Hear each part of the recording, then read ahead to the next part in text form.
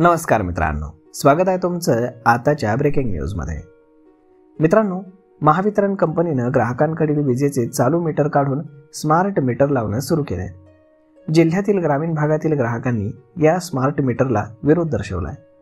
वास्तवामध्ये या स्मार्ट मीटरची गती ही सध्याच्या मीटरच्या तुलनेत अगदी 60% जास्त असल्याचं एका प्रात्यक्षिकाद्वारे सिद्ध करण्यात आलंय। त्यामुळे ग्राहकांना सध्याच्या वीज बिलापेक्षा किमान 60 ते 70% अधिक रक्कम मोजावी लागेल अशी शक्यता वर्तवली जात असल्याची धास्ती ग्राहकांमध्ये आहे।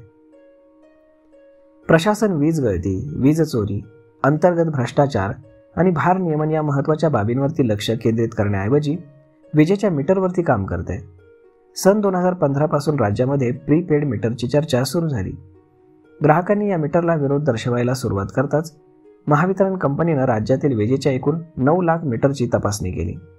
यातील 7 लाख मीटर फॉल्टी आढळून आल्याचं राज्याच्या ऊर्जा मंत्रालयानं माघार घेत फेब्रुवारी 2017 मध्ये प्रीपेड मीटर लावले जाणार नसल्याचं स्पष्ट केलं। जानेवारी 2025 पासून या प्रीपेड मीटरला पर्याय म्हणून स्मार्ट मीटरची चर्चा सुरू झाली। अलीकडच्या काळामध्ये महावितरण कंपनीच्या कर्मचाऱ्यांनी ग्राहकांच्या विरोधाकडे दुर्लक्ष करत स्मार्ट मीटर लावायला सुरुवात केली। नवीन मीटरची रक्कम 12,000 रुपये ही ग्राहकांच्या माथ्यावरच टाकण्यात आल्यानं याला आतापासूनच विरोध होऊ लागलाय। महावितरण कंपनीने जिल्ह्यातील ग्राहकांकडील विजेचे चालू मीटर काढून स्मार्ट मीटर लावण्याची मोहीम हाती घेतली। ग्रामीण भागातील ग्राहकांनी या स्मार्ट मीटरला विरोध करायला सुरुवात केली असली तरी कंपनीचे कर्मचारी चोरून लपून किंवा चुकीची माहिती देऊन हे मीटर लावतायत। या स्मार्ट मीटरची गती ही सध्याच्या मीटरच्या तुलनेत जास्त आहे।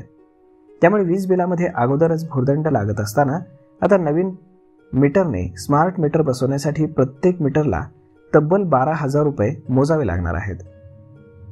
तर मग मित्रांनो, आता यामध्ये आपण जर जाणून घेतलं तर 1000 किलोवॅट क्षमतेचा जो बल्ब आहे तो 1 तास सुरू ठेवल्यास 1 युनिट ही वीज वापरली जाते।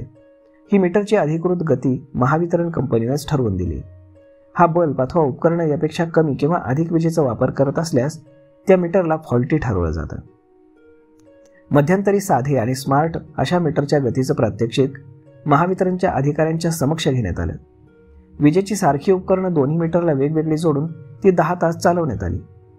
साध्या मीटरनं या 10 तासातील एकूण विजेचा वापर हा 219 युनिट दाखवला, तर स्मार्ट मीटरने हाच वापर 479 युनिट दाखवला।